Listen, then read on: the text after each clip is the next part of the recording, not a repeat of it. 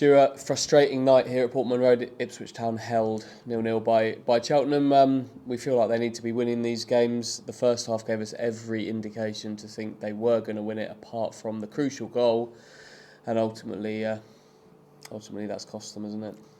Yeah, immense sense of frustration coming away from the ground tonight. The chant around the ground was boring, boring Cheltenham. Towards the end, there was a bit of time wasting from them to see it out, as is their wont.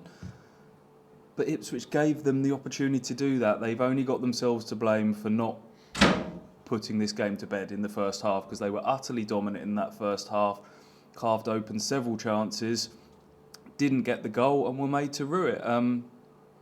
McKenna said that's their best home performance since he's been in charge first half. But second half, we went away from what we're good at. It just got a bit flat. The tempo dropped. It became a bitty, scrappy game, and ended 0-0.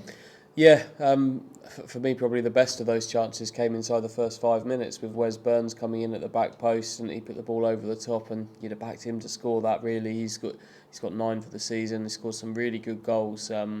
Couldn't finish, and yeah, it's just frustrating, isn't it? It's we saw so much that we liked, but it's not the first time that this is. I mean, you go back to the Oxford game, was 0-0, and they gave Oxford a chance to see the game out there.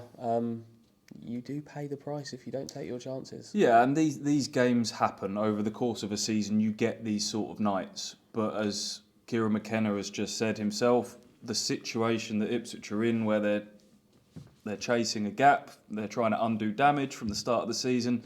These dropped points are just exaggerated and amplified, aren't they, at the moment? You know, ordinarily, if Ipswich were sitting in the top 6, you'd be going, okay, we can probably handle that. Beat Burton, drew against Cheltenham, who, lest we not forget, now have lost 1 game in 10. And they've taken points. They've beaten Sunderland recently. They've drawn against Oxford, against Wickham. Others as well. They've had some decent points that they've taken off teams up there. So it's no disgrace to draw against the Cheltenham side that have been doing it to others.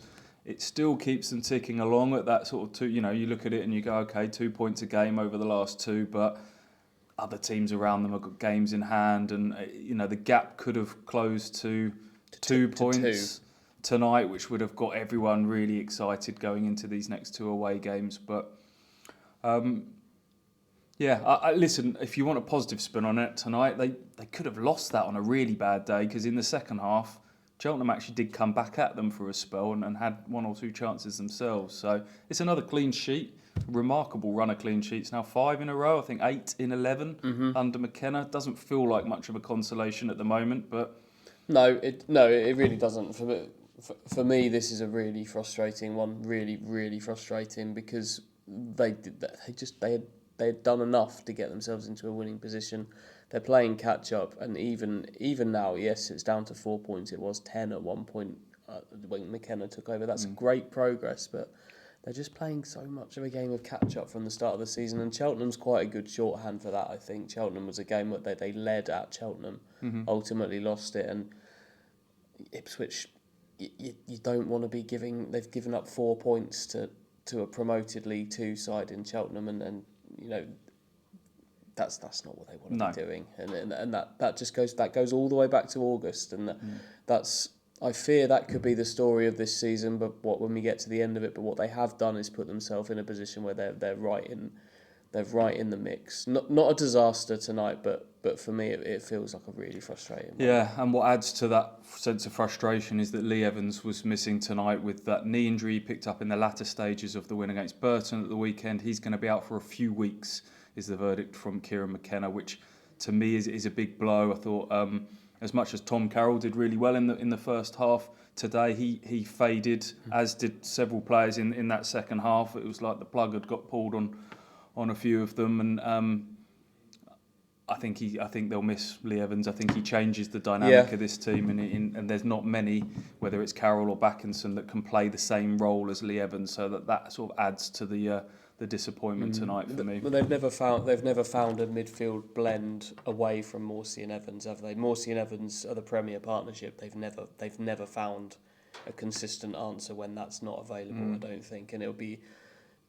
I guess Carroll's probably stylistically the best fit for Evans, but I'm not sure you'll see him again at the weekend, and I don't know if you will or not.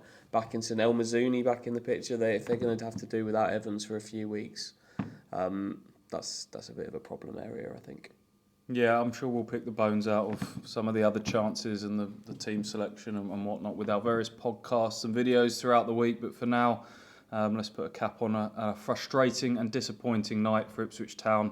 Up next is the long trip to Morecambe, managerless Morecambe at the moment, on Saturday.